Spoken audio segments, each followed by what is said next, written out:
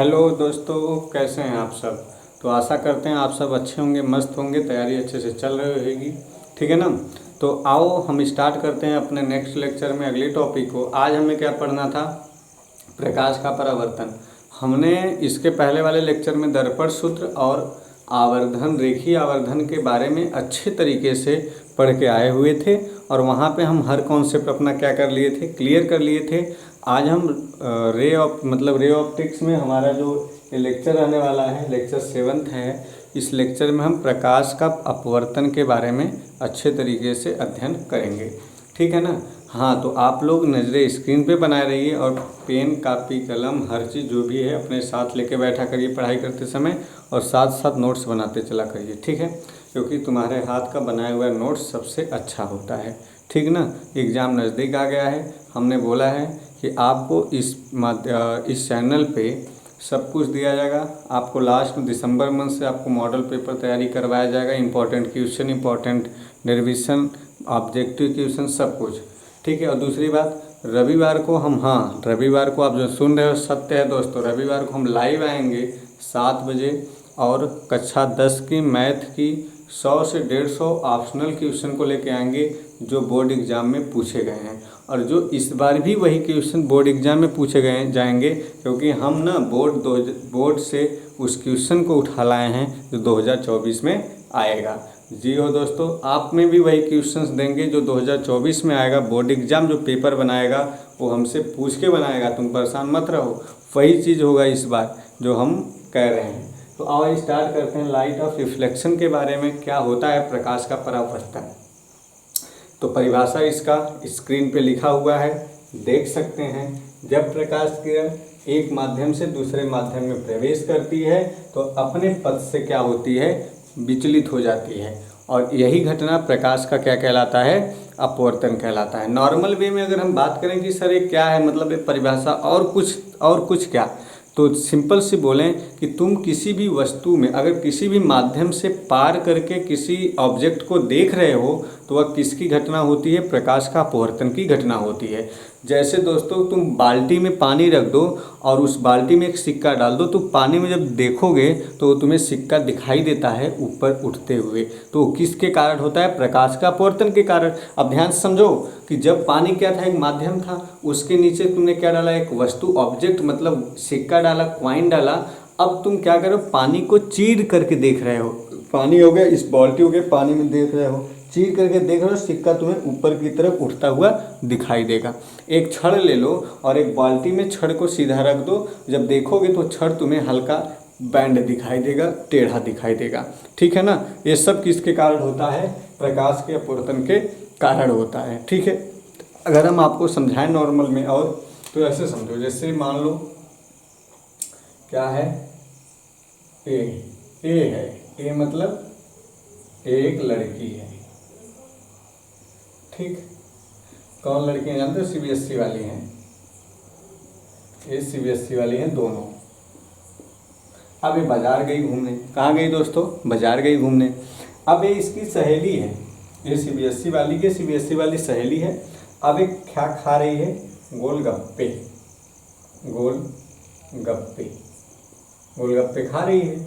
अब जब ये खा रही है तो इसकी सहेली इसको देख रही है ऐसे,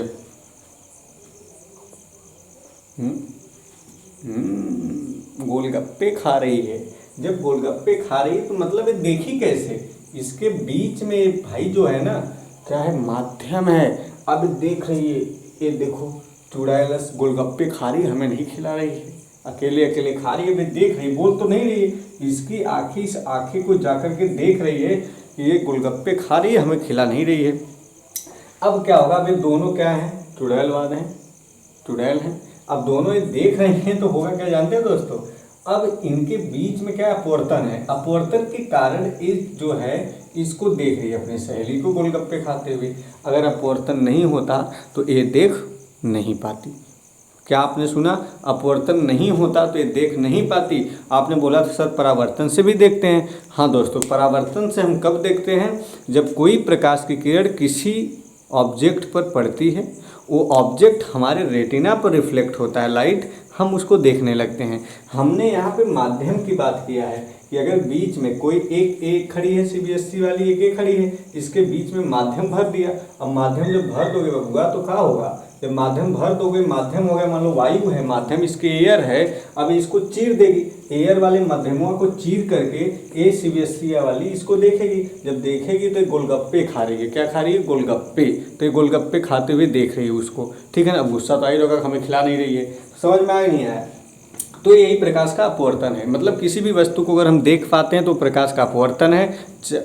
अब बात ये आती है सर माध्यम में मतलब हम कहाँ कहाँ देख सकते हैं, अब बात यही फंसती है। तो हम यहाँ आपको बता रहे हैं, ध्यान से समझना कि अगर हम बात करें कि किस किस माध्यम में, जैसे कि अगर हम बात करें ठोस, हम यहाँ पे आपको बोलें ठोस, द्रव, गैस, अब इस किस माध्यम में हम देख सकते हैं, आप लोग बताइए, एक मिनट बताओ भाई। तो हम ये ठोस, द्रव, गैस किस किस माध्यम में दोस्तों हम देख सकते हैं। इसमें मतलब सॉरी क्या होता है अपवर्तन, मतलब किसमें अपवर्तन होगा, ठोस में होता है क्या, द्रव में होता है क्या, गैस में होता है क्या। सर ये क्या बता रहे हैं, ठोस में होगा। ईटा से हम किसी वस्तु को कैसे देख सकते हैं, वही पगला गए हो क्या होगा, इधर देखो, ठोस तो लेंस का भी बना होता है ना मेरे भाई, किसका बना होता है, लेंस का बना होता है ना, लेंसवा तो ठोस ही होता है। अब लेंस में से तुम किसी चीज़ को देखते हो कि नहीं देखते हो, ये बताओ, देखते हो कि नहीं देखते हो, देखते हो ना। तो फिर जब हम लेंस से क्या कर रहे हो, ये लेंस हो गया, अभी लेंसवा में से पार करके हम इसको देख पा रहे हैं, ये लेंस हो गया, इस लेंस से पार करके उसको देख पा रहे हैं, मतलब किसका कारण है, अपवर्तन का। क्यों अपवर्तन कारण है, बीच में जो एक है लेंस है, हम इस लेंस को चीर रहे हैं, ऐसे ऐसे चीर रहे हैं और चीर के उसको देख ले रहे हैं, एक किसका कारण है, अपवर्तन का। द्रव का तो मैंने अभी बताया कि अगर हम बाल्टी में पानी ले लें, सिक्का हमें क्या दिखाई दे, ऊपर उठता हुआ दिखाई दे, किसका कारण है, अपवर्तन का। क्या होता है, लिक्विड मतलब द्रव में। गैस में नॉर्मली है, गैस में भी जानते हो, ठीक है ना। तो इतनी क्लियर हो गई। तो तीनों अवस्थाएं में अपवर्तन होता है, ठोस, द्रव और गैस में। द्रव गैस में तो जानते हो, ठोस में अगर कोई पूछे तो बोल देना कि लेंस का बना हुआ होता है ठोस, और ठोस में होता है अपवर्तन की घटना। ये हमने आपको राज की बात बताई है, किसी से बताना मत, ठीक है ना। तो आगे चलें, हम आगे कहानी इसकी स्टार्ट करते हैं दोस्तों। अगर हम बात करें इसके आगे बढ़ाते हुए इसको, तो होता क्या है कि एक आता है वर्ड, क्या आता है वर्ड, समांगी माध्यम। क्या आता है, समांगी माध्यम, थोड़ा ध्यान से समझना, समांगी माध्यम। अब समांगी माध्यम में दोस्तों होगा क्या, समांगी माध्यम में क्या होगा कि जैसे मान लो कि कोई एक सतह है, ऐसे समझो, कोई एक सतह है, इसके नीचे एक अलग माध्यम है, इसके ऊपर एक अलग माध्यम है। मान लेते हैं यहाँ पे हमारा एयर है और यहाँ पे हमारा ग्लास है। क्या है दोस्तों, ग्लास है, यहाँ हवा है, यहाँ पे कांच है। जब हमने कोई प्रकाश की किरण इस पे आपतित कराया, ध्यान से समझना, जब हमने कोई प्रकाश की किरण इससे आपतित कराया तो होगा क्या, ये इसका नॉर्मल हो जाएगा, मतलब ये इसका अभिलंब हो जाएगा। क्या हो जाएगा, अभिलंब। अब मेरी बात समझो थोड़ा, ये क्या है, ये आपतित किरण है। कौन सी किरण है बोलो दोस्त, आपतित किरण है मेरे साथियों, कौन सा किरण है, आपतित किरण है, ये अभिलंब है। अब होगा क्या कि इसमें दो केस होती है, ये अपने मार्ग से विचलित होती है। अब मार्ग से क्या क्या विचलित होता है सर, तो मार्ग से विचलित होता है मेरे साथियों कि दो केस में, या तो एक अभिलंब से दूर हट जाएगी, ये देखो, या तो अभिलंब के पास आएगी, या तो दूसरे केस में बताएं, यहाँ से देखो आपतित कराया, ये प्रकाश किरण, ये इसका अभिलंब डाल दिया, और या तो ये अभिलंब से दूर हट जाएगी। दो केस में होगा, या तो ये अभिलंब से दूर हट जाएगी, या तो ये अभिलंब से पास आएगी। तो दो केस होता है अपवर्तन का। अब ये दोनों केस क्यों होता है हम पढ़ेंगे, घबराओ मत, साथ बने रहो, हम साथ आपका छोड़ेंगे नहीं और न तो हम छोड़ने देंगे तुम्हें। तो क्या है कि दो केस होगा, तो दोनों केस के बारे में पढ़ेंगे। अब समांगी माध्यम क्या होता है, देखो समांगी माध्यम का बात होता है कि अगर हम बात करें एयर और ग्लास या वाटर ले लें, तो इसका जो डेंसिटी होता है, मतलब अगर हम बात करें कि जो अणुएं होती हैं वो समान होते हैं, समान रूप से वितरित होते हैं। जैसे हवा में और क्या होता है, ग्लास में या तो हम बात करें एयर और ग्लास में जो अणुओं की मात्रा होगी वो क्या होगा, समान रूप से वितरित होते हैं, वही हमारा क्या कहलाता है, समांगी माध्यम कहलाता है। ठीक है ना। तो विरल माध्यम क्या होता है, अगर बात करें और सघन माध्यम, तो विरल माध्यम का मतलब ये होता है कि जिसमें प्रकाश की किरण क्या होती है, देखो विरल माध्यम में जो होते हैं, देखो ये जो प्रकाश किरण आ रही है, एयर क्या है यहाँ पे विरल माध्यम, और ग्लास क्या है यहाँ पे सघन माध्यम। मतलब कि विरल माध्यम का ये होता है मतलब दोस्तों कि जहाँ पे जो अणुएं होती हैं ना वो बहुत तेज़ी से गति करती हैं, क्या करती हैं, बहुत तेज़ी से गति करती हैं। और सघन माध्यम में क्या होता है कि वहाँ पे अणु बहुत पास पास होते हैं जिनके कारण वह तेज़ी से गति नहीं कर पाते। विरल माध्यम में अणु बहुत दूर दूर होते हैं जिनके कारण वो बहुत तेज़ी से गति करते हैं और सघन माध्यम में गति नहीं कर सकते। तो विरल और सघन माध्यम क्लियर हुआ कि नहीं हुआ, बोलो क्लियर हुआ ना। तो हम आओ आगे बढ़ते हैं। हमने क्या बताया कि हम मान लेते हैं कि यहाँ से क्या हुआ घटना कि जब हम एयर से ग्लास में कोई प्रकाश की किरण आपतित करा, जब प्रकाश की किरण क्या हुई, कुछ समय कहाँ चला, वायु में, इस पॉइंट इस सतह पे बिंदु पे जब पड़ी तो जब देखा अभिलंब है, जैसे ही ग्लास में प्रवेश करना चाहिए वैसे ही प्रकाश की किरण क्या होती है, अभिलंब की तरफ झुक जाती है, ये झुक रही है। ठीक है ना, क्या होती है, झुक जाती है। तो अब यहाँ पे देखते हैं जो किरण आ रही है नॉर्मल के साथ कौन सा एंगल बनाएगा दोस्तों, आई एंगल बनाएगा, और जब अभिलंब के साथ ही झुक जाएगी तो कौन सा एंगल बनाएगा, स्मॉल आर एंगल बनाएगा। क्लियर है ना, यहाँ तक बोलो, बातें क्लियर है। तो आप लोग इसका डेफिनेशन लिखिए और इसका क्या बनाएंगे, फिगर बनाइए। तो फिर हम आगे चलते हैं, इतना करिए जल्दी। हो गया, ठीक है। तो हम इसको मिटा दें दोस्तों, तो मिटा देते हैं। हेडिंग क्या रहेगी, अपवर्तन के नियम। हमने अपवर्तन पढ़ लिया, अपवर्तन के नियम क्या होता है ये देखते हैं। हेडिंग लगाएंगे अपवर्तन के नियम, अपवर्तन के नियम। अब अपवर्तन के दो नियम होते हैं, जैसे परावर्तन के हमने दो नियम पढ़े थे उसी तरीके से अपवर्तन के भी कितने नियम होते हैं, दो नियम होते हैं। थोड़ा फिगर बना दें, फिगर बना रहेगा तो आपको समझने में भी बहुत सही लगेगा। क्यों, यही था फिगर, ये आर था, ये आई थी, ये आपतित किरण थी, पर अपवर्तित किरण थी, ये अभिलंब था। ये क्या है भाई, ये अपवर्तित किरण है, ये जो आ रही है ये आपतित किरण है, ये जो दिख रही है ये अभिलंब है। बोलो इतनी बातें क्लियर है। तो चलो हम पहला नियम बताते हैं। पहला नियम क्या होता है दोस्तों, पहला नियम प्रकाश के अपवर्तन का ये होता है कि आपतित किरण, अपवर्तित किरण और पृष्ठ पर अभिलंब तीनों एक ही तल पे होते हैं। हम लिख दें, लिखेंगे क्या, आपतित किरण, आपतित किरण, आपतित किरण, अपवर्तित किरण, अपवर्तित किरण और पृष्ठ पर अभिलंब, और पृष्ठ पर अभिलंब एक ही तल में होते हैं, एक ही तल में होते हैं। कहाँ होते हैं, एक ही तल में होते हैं। एक किसका नियम है, प्रथम नियम है। ठीक है, क्लियर है कि नहीं। हमने क्या बोला कि जो आपतित किरण है और जो अपवर्तित किरण है वो एक ही पृष्ठ पर अभिलंब होते हैं। मतलब आपतित किरण, अपवर्तित किरण और पृष्ठ पर अभिलंब जो होता है वो क्या होता है कि एक ही तल में स्थित होते हैं। एक किसका नियम है, अपवर्तन का प्रथम नियम है। अगर हम बात करें अपवर्तन का द्वितीय नियम, एक मिनट है, थोड़ा चल कम रहा है, इंक डाल दिया जाए, एक मिनट। तो अपवर्तन का द्वितीय नियम क्या कहता है, अपवर्तन का द्वितीय नियम ये कहता है, इसे हम स्नेल का नियम भी कहते हैं दोस्तों। क्या कहते हैं, स्नेल का नियम। किन्हीं भी दो माध्यम के लिए आपतन कोण की ज्या और अपवर्तन कोण की ज्या एक निश्चित अनुपात होता है। क्या होता है, किन्हीं दो माध्यम के लिए अपवर्तन कोण की ज्या और आपतन कोण की ज्या, ठीक है, अपवर्तन कोण की आपतन कोण की ज्या, अपवर्तन कोण की ज्या एक निश्चित अनुपात में होता है दोस्तों। ठीक है ना। तो एक मिनट यार, क्या हो गया, इसमें छेद नहीं है तो छेद करना पड़ेगा। हो गया, 1 मिनट।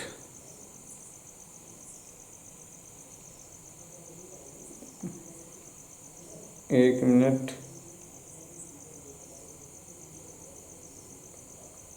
तो आप लोगों ने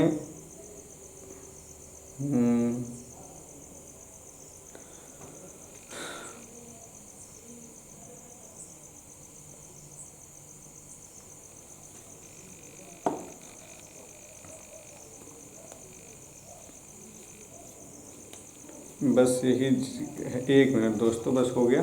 तो हमने क्या बोला दूसरा नियम? हमने दूसरा नियम बोला कि किन्हीं दो माध्यमों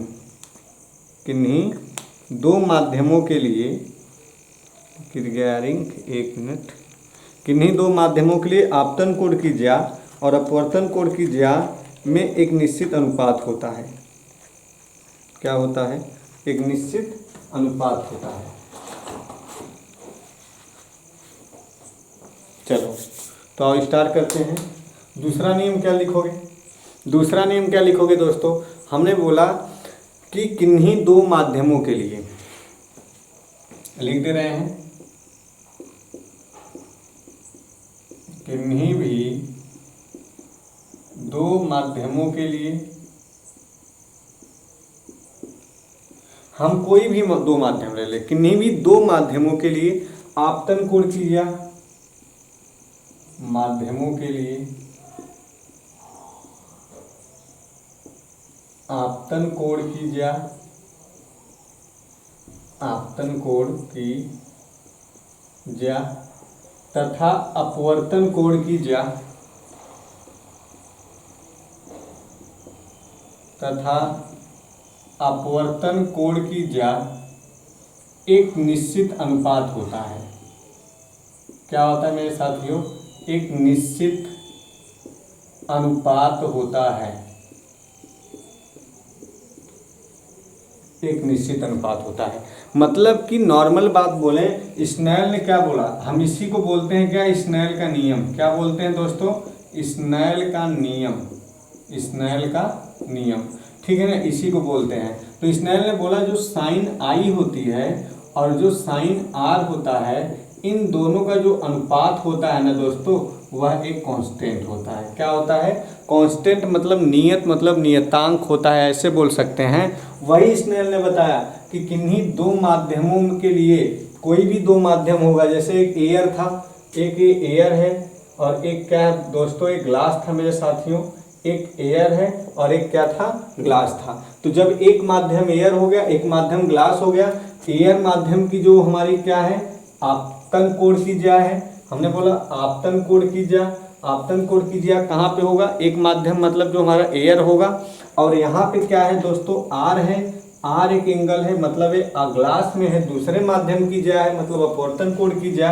ये दोनों एक निश्चित अनुपात में होते हैं। किस में होते हैं दोस्तों? एक निश्चित अनुपात में होते हैं। जी आपने सही सुना, एक निश्चित अनुपात में होते हैं। एक कौन बताया था दोस्तों? तो स्नेल ने बताया था। कौन बताया था? स्नेल ने बताया था। हम अपवर्तन के द्वितीय नियम को स्नेल का नियम भी कहते हैं। क्लियर है ना यहाँ तक? तो अच्छा, अब यहीं पे एक बात ये है, एक बात ये पॉइंट करने वाली है, जब उन्होंने किन्हीं दो माध्यमों के लिए बोला तो स्नेल ने एक बात और बोली, बोला कि जो पहले माध्यम के सापेक्ष दूसरे माध्यम का अपवर्तनांक कहते हैं। क्या कहते हैं? इसी को उन्होंने बोला कि जिसे पहले माध्यम के सापेक्ष, उन्होंने बोला इसी को कि जिसे पहले माध्यम के सापेक्ष, पहले माध्यम के सापेक्ष दूसरे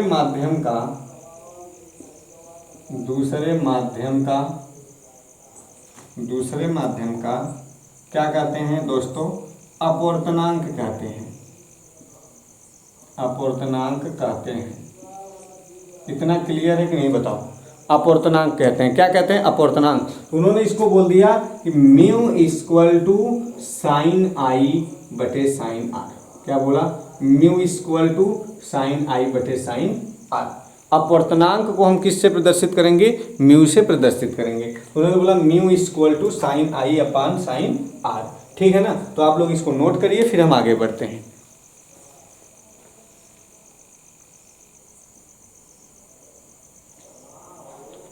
हाँ तो हो गया।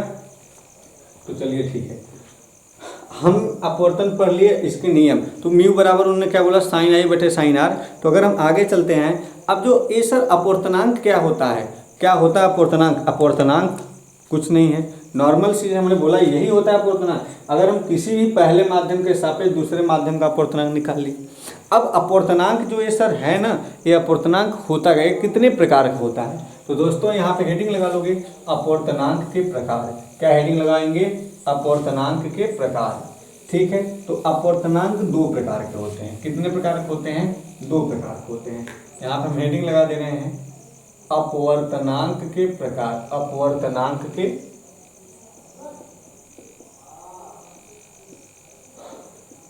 के प्रकार। ठीक, हमने क्या बोला कि अपवर्तनांक के प्रकार। अब अपवर्तनांक दो प्रकार का होता है। पहला होता है निरपेक्ष अपवर्तनांक।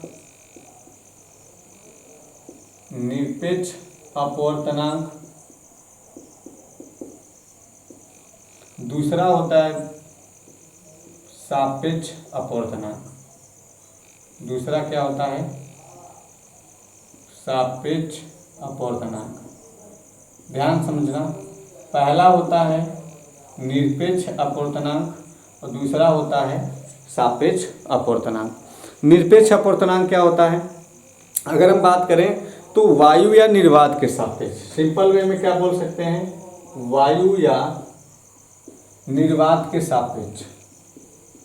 वायु या किसके सापेक्ष? निर्वात के सापेक्ष। ये हमारा क्या होता है? निरपेक्ष अपवर्तनांक होता है। अगर हम सापेक्ष अपवर्तनांक की बात करें तो बोल सकते हैं कि किसी एक माध्यम का, यहाँ पे दिखाई दे रहा होगा ना, हाँ, किसी एक माध्यम का, तो एक मिनट दोस्तों लाइट कट गई।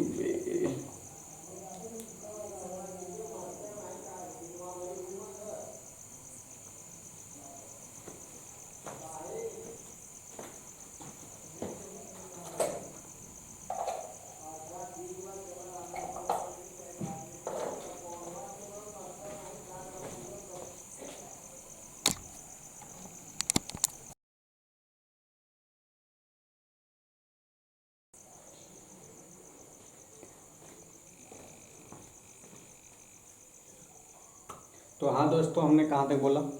हमने बोला कि निरपेक्ष अपवर्तनांक क्या होता है? वायु या निर्वात के सापेक्ष। सापेक्ष अपवर्तनांक क्या होता है? तो सापेक्ष अपवर्तनांक किसी एक माध्यम का किसी दूसरे के सापेक्ष, किसी एक माध्यम का किसी एक माध्यम का किसी दूसरे के सापेक्ष।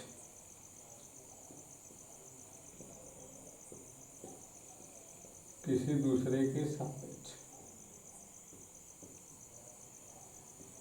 ठीक, तो किसी एक माध्यम का किसी दूसरे के सापेक्ष जब अपवर्तनांक होता है तो उसे सापेक्ष अपवर्तनांक, और यदि वायु या निर्वात के सापेक्ष की बात होती है तो उसे हम निरपेक्ष अपवर्तनांक कहते हैं। क्लियर है कि नहीं? यहाँ तक बताओ। अगर परिभाषा लिखना चाहते हो, हम बोल दे रहा हूँ, आप लिख सकते हो। निरपेक्ष अपवर्तनांक किसे कहते हैं? कि जब कोई प्रकाश किरण वायु से निर्वात में, जब कोई प्रकाश किरण वायु से या निर्वात, वायु या निर्वात से किसी माध्यम में प्रवेश करती है, वायु या निर्वात से किसी माध्यम में प्रवेश करती है, तो वायु या निर्वात के सापेक्ष, तो वायु या निर्वात के सापेक्ष उस माध्यम, वायु या निर्वात के सापेक्ष उस माध्यम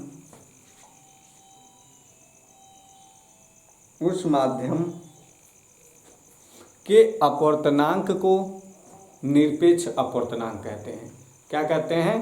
कि सापेक्ष उस माध्यम के अपवर्तनांक को क्या कहते हैं? निरपेक्ष अपवर्तनांक कहते हैं।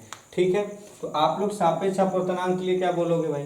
सापेक्ष के लिए बोलोगे जब कोई प्रकाश किरण, क्या लिखोगे? जब कोई प्रकाश किरण एक माध्यम से दूसरे माध्यम में प्रवेश करती है। हमने क्या बोला? जब कोई प्रकाश किरण एक माध्यम से दूसरे माध्यम में प्रवेश करती है तो पहले माध्यम के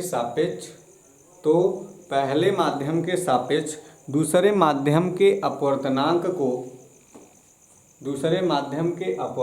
को सापेक्ष अपवर्तनांक कहते हैं। क्या कहते हैं? सापेक्ष अपवर्तनांक कहते हैं। तो क्लियर हो गया नहीं? यहाँ तक बताओ भाई, क्लियर है? तो निरपेक्ष और सापेक्ष क्लियर हो गया। निरपेक्ष क्या होगा? वायु या निर्वात के सापेक्ष। अब सापेक्ष अपवर्तनांक क्या होगा? किसी एक माध्यम का किसी दूसरे माध्यम के सापेक्ष जो अपवर्तनांक होगा वो हमारा ए हो जाएगा। ठीक है ना?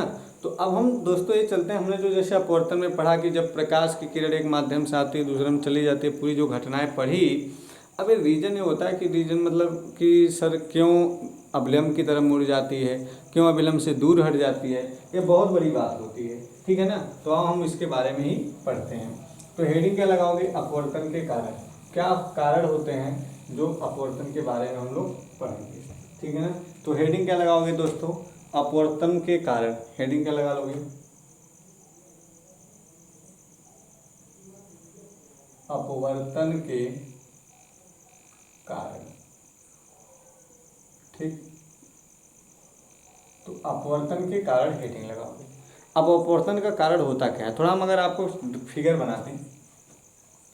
देखो, जब प्रकाश किरण एक माध्यम से दूसरे माध्यम में प्रवेश करती है तो उसकी चाल भिन्न भिन्न हो जाती है। पहले माध्यम में उसकी चाल कुछ और होती है, दूसरे माध्यम में जब पहुंचती है तो उसकी चाल कुछ और होती है। तो उस माध्यम में जब प्रत्येक माध्यम में उनकी चाल भिन्न भिन्न हो जाती है तो वही कारण जो होता है उसमें अपवर्तन की घटना होती है। जैसे मान लो कि पहले माध्यम में V1 है उसकी चाल और दूसरे माध्यम में V2 चाल है, तो पहले माध्यम का चाल दूसरे माध्यम के चाल से ज़्यादा है या कम है, ये कंपेयर नहीं हो पाता। मान लेते हैं पहले माध्यम में प्रकाश की चाल ज़्यादा है, दूसरे माध्यम में प्रकाश की चाल कम है, जिसके कारण क्या होता है, कोई भी प्रकाश की किरण अभिलंब की तरफ मुड़ जाती है या अभिलंब से दूर हट जाती है। तो अभिलंब की तरफ मुड़ना या अभिलंब की से दूर जाना, किसका अपवर्तन जो होता है वो क्या होता है? प्रकाश के चालों के कारण होता है। मतलब पहले माध्यम में उसकी स्पीड कुछ और होती है, प्रकाश के चलने की दिशा, और दूसरे माध्यम में जब प्रकाश चलती है तो उसकी स्पीड कुछ और हो जाती है। क्लियर है यहाँ तक? तो हम आगे चलते हैं। हम यहाँ पे समझेंगे कि अपवर्तन का जो कारण होता है वो पहला कारण, पहला केस क्या होता है। पहला केस हम क्या पढ़ लेते हैं दोस्तों? विरल से सघन के लिए। क्या पढ़ते हैं? विरल से सघन के लिए। अगर हम जब विरल से सघन माध्यम में जाएंगे तो क्या होता है, हम ये चीज़ें पढ़ेंगे। हमें मालूम है हालांकि, लेकिन तब भी हम अच्छे तरीके से पढ़ेंगे। कोई अगर पूछेगा तो आप एक्सप्लेनेशन करना बहुत ज़रूरी होता है दोस्त। ये हम मान लेते हैं कोई एक हमारी प्रकाश ये क्या है, कोई एक सतह है। क्या है? कोई एक सतह है। अब जब यह कोई एक सतह है तो इस सतह में होगा क्या कि कोई एक प्रकाश की किरण आपतित करा है। मान लो कि ये हमने कोई एक प्रकाश की किरण आपतित करा और ये इसका क्या हो गया? अभिलंब। ठीक, ये हमने इसका अभिलंब ड्रॉ कर दिया। ये हमारी कौन सी किरण है बोलो? यहाँ पे नाम लिख दे रहा हूँ, प्रकाश की जो आपतित किरण है। कौन सी किरण है? आपतित किरण है। ठीक है, आपतित किरण है। हम मान लेते हैं कि ये जो एंगल बना रहा है, एंगल हमारा क्या है? आई। अच्छा, यहाँ पे हम कहाँ से कहाँ जा रहे हैं दोस्त? यहाँ पे हमारा एयर है और ये हम किसमें प्रवेश करेंगे? दूसरा माध्यम हमारा ग्लास है अर्थात कांच है, यहाँ हमारा हवा है।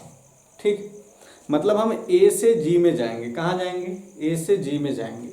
हम मान लेते हैं इस वाले माध्यम में प्रकाश की चाल VA है और इस वाले माध्यम में प्रकाश की चाल कितना है? V और G, मतलब VG है। अब हमें ये नहीं पता कि ये प्रकाश की किरण जो है जब ये ग्लास में पहुंचेगी, अभी तो कहाँ पे चल रही है? एयर में। एयर में आपती तो एयर में चल रही है। जब इस सतह पे पहुंचती है तो अब ये डिसाइड करती है कि हमें कहाँ जाना है। हमें जब दूसरे माध्यम ग्लास में प्रवेश करना है तो हमें अभिलंब की तरफ झुकना है कि अभिलंब से दूर हटना है। तो अभी तो हम बस इतना ही जानते हैं। अब जब हम हल करके पता करेंगे कि कहाँ झुकने वाली है तब हम यहाँ पे झुकाएंगे कि अभिलंब से दूर जाएगी कि अभिलंब के पास आएगी। क्लियर है ना? तो चलो हम सबसे पहले क्या पढ़ेंगे दोस्तों, ध्यान समझना। हमने क्या पढ़ा? हमने पढ़ा था V म्यू बराबर हमारा हो जाएगा पहले माध्यम के सापेक्ष दूसरे का, तो VA अपान में हो जाएगा VG। हम इसको रिलेशन नंबर क्या दे देते हैं? फर्स्ट। देखो पहले माध्यम में प्रकाश की चाल कितनी है? VA, दूसरे माध्यम में प्रकाश की चाल कितना है दोस्तों, Vg। तो mu equal to V upon में Vg। हम चलते क्या है, यहाँ पे लिखेंगे तथा स्नेल के नियम से। किसके नियम से, स्नेल के नियम से। अब स्नेल ने क्या बताया है, हमने अभी पढ़ा है कि स्नेल ने बताया कि जो साइन आई साइन आर होता है उसका जो एक रेशियो होता है वह एक नियतांक होता है। और स्नेल के नियम में हमने ये भी पढ़ा जो म्यू बराबर होता है वो साइन आई बटे साइन आर के क्या होता है दोस्तों, बराबर होता है। हम इसको रिलेशन नंबर कितना दे देते हैं, 2 दे देते हैं। कितना दे देते हैं बोलो, 2।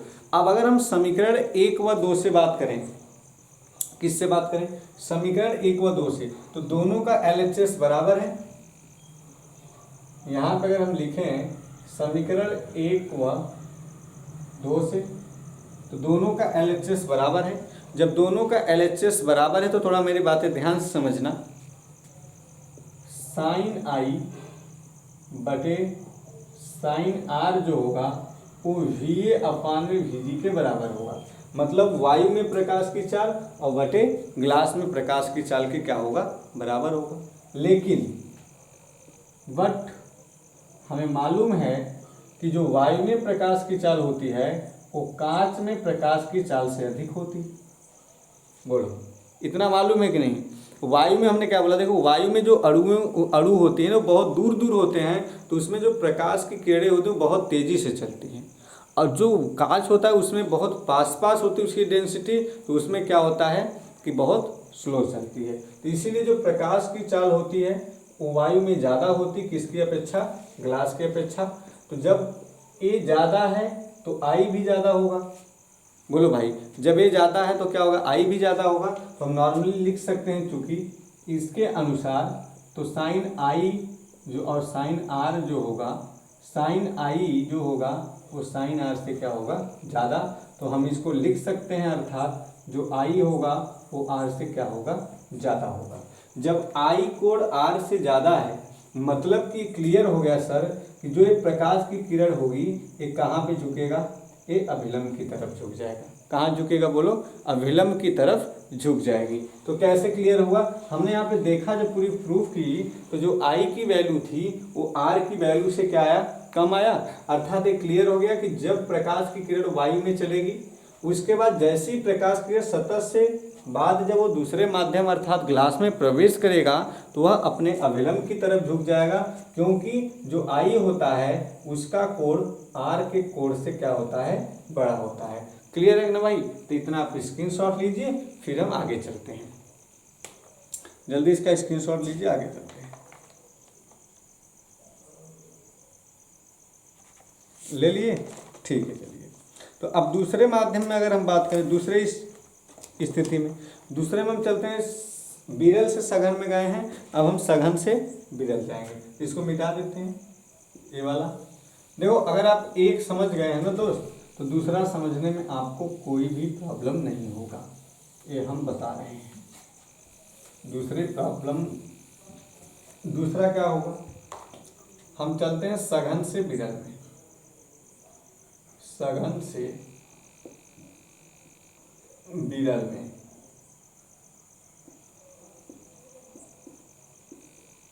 सघन से विरल में, ठीक है। तो सघन से विरल में जब चलेंगे तो थोड़ा यहाँ समझना। जैसे मान लो कोई एक सतह है ए, हमने इस पर प्रकाश किरण आपतित कराया और ये हमारा क्या हो गया, अभिलंब हो गया। कहाँ जा रहा है यार तू, इधर आ जा आराम से, तू भाग रहा है। ये हमारी कौन सी किरण है बताओ, आपतित किरण है। आपतित किरण है। ये हमारा क्या है दोस्त, अभिलंब है। क्या है, अभिलंब है। अब ये डिसाइड नहीं की है अभी कि इसको अभिलंब से दूर जाना है कि अभिलंब के पास रहना है। तो हम यहाँ पे करेंगे, तो हम क्या करेंगे, हमें मालूम है म्यू बराबर। अच्छा दोस्तों, हम मान लेते हैं यहाँ पे हमारा क्या है, सघन से विरल में आ रही है। तो यहाँ पे एक हमारा ग्लास है, क्या है वहाँ पे दोस्त, वहाँ पे हमारा ग्लास है। और नीचे क्या हो गया, हमारा एयर हो गया। नीचे क्या हो गया, एयर। यहाँ पे ग्लास है तो इसकी स्पीड Vg होगी और इसकी स्पीड क्या हो जाएगा दोस्त, Va हो जाएगा। क्लियर है यहाँ तक। अच्छा, जो किरण आती है उसका नाम हो जाता है आई, जो किरण आती है उसका नाम क्या हो जाता है आई। आपतित किरण की जो वैल्यू होती है आपतन कोण का, वो क्या हो जाता है, आई हो जाता है। तो म्यू इक्वल टू हमने क्या पढ़ा, तुम बोलोगे सर Vg अपान में Va होगा, रिलेशन नंबर फर्स्ट लिखेंगे तब स्नेल के नियम से। किसके नियम से, स्नेल के नियम से। अब स्नेल का नियम क्या कहता है, स्नेल का नियम कहता है mu equal to sine I upon में sine r. Mu equal to sine I upon में साइन आर, रिलेशन नंबर कितना दे देते हैं 2। अब बोलेंगे इक्वेशन फर्स्ट व सेकेंड से, सेम पूरी फोटोकॉपी है इसके पहले वाली। तो इक्वेशन नंबर फर्स्ट और सेकेंड से अगर हम चलें तो दोनों की अगर कंपेरिजन करें तो LHS बराबर है, तो बोल सकते हैं, यहाँ से बोल सकते हैं कि सर साइन आई जो होगा और साइन आर जो होगा वो बराबर होगा Vg अपान किसके, Va के। किसके बराबर होगा बोलो भाई, Vg अपान Va के बराबर होगा। बट हमें इतना मालूम है कि जो Va होता है वो Vg से बड़ा होता है। क्या होता है, जो Va है वो Vg से क्या होता है, बड़ा होता है। क्योंकि जब Va Vg से बड़ा है तो यहाँ पर हम बोल सकते हैं जो साइन आई है वो साइन आर से छोटा होगा, अर्थात जो आई कोण है वो कोण आर से क्या होगा, छोटा होगा। क्योंकि Va इस टाइम कहाँ पे है, इसके रेशो में है। तो यहाँ पे क्या होगा, आई जो होगा वो आर से क्या होगा, छोटा होगा, अर्थात एक जो किरण है वो अभिलंब से क्या हट जाएगी, दूर हट जाएगी। क्या हट जाएगी दोस्तों, दूर हट जाएगी। क्लियर होगा कि नहीं होगा। एक कौन सी किरण हो जाएगी अब, अपवर्तित किरण। कौन सी किरण है, अपवर्तित किरण। ठीक है, तो आपको यहाँ तक क्लियर हो गया होगा कि जब हम विरल से सघन में जाते हैं तो क्या होता है, वहाँ पे आई का कोण आर के कोण से ज़्यादा होता है, जिसके कारण जो प्रकाश की किरण होती है वो अभिलंब की तरफ झुक जाती है। और जब हम सघन से विरल में जाते हैं तो उस समय जो आई कोण होता है वो आर के कोण से क्या होता है, कम हो जाता है, जिसके कारण होता क्या है कि जो प्रकाश की किरण होती है वो अभिलंब से दूर हट जाती है। क्लियर है कि नहीं क्लियर है। तो आज हमारा यहीं तक रहेगा। हम अपने नेक्स्ट लेक्चर में क्या पढ़ेंगे, प्रकाश की उत्क्रमणिकता का सिद्धांत के बारे में पढ़ेंगे। हाँ, और आप लोगों से हम क्या कह रहे हैं, आप लोग अच्छे से पढ़ाई करते रहिए और अपने दोस्तों के पास चैनल को बताइए कि यहाँ पे आपको फ्री में class 12th, class 10th, class 9th, class 11th का फिजिक्स मैथ पढ़ाया जाता है। आप हमारे चैनल से जुड़िए और अधिक लोगों से जुड़िए। यहाँ पे आपको हर चीज़ें प्रोवाइड कराया जाएगा, आपको नोट्स प्रोवाइड किया जाएगा, आपको यहाँ पे अपलोडेड वीडियो लाइव भी आएंगे। हमने क्या बोला, रविवार को हम लाइव आ रहे हैं 7 बजे। उसके बाद वहाँ पे तुम्हें क्लास 10th का मल्टीप्लाई क्वेश्चन करवाएंगे, ऑब्जेक्टिव क्वेश्चन होगा मैथ का इंपॉर्टेंट, जो बोर्ड एग्जाम 2024 से हम उठा लाए हैं वही आएगा इस बार। मैं गारंटी देता हूँ कि आप लोग को हम 99% रिजल्ट दे के दिलवाएंगे यहाँ से फिजिक्स और मैथ के लिए। तो आप लोग हमारे साथ ज़्यादा से ज़्यादा लोगों को जोड़िए। ठीक है दोस्तों, तो आज के लिए इतना ही है और हम चलते हैं अपने नेक्स्ट वीडियो में मिलेंगे। जो हमारा नेक्स्ट वीडियो टॉपिक रहने वाली है क्या रहेगा, प्रकाश की उत्क्रमणिकता का सिद्धांत के बारे में पढ़ेंगे और उसके बारे में और चीज़ें पढ़ेंगे। तो आज की क्लास धमाकेदार रही है, ठीक है ना। तो हमने सब चीज़ों का गर्दा उड़ाते हुए आज के इस क्लास को एंड करते हैं। तो दोस्तों आपसे हम नेक्स्ट वीडियो में मिलते हैं। आज के लिए बाय बाय, टेक केयर।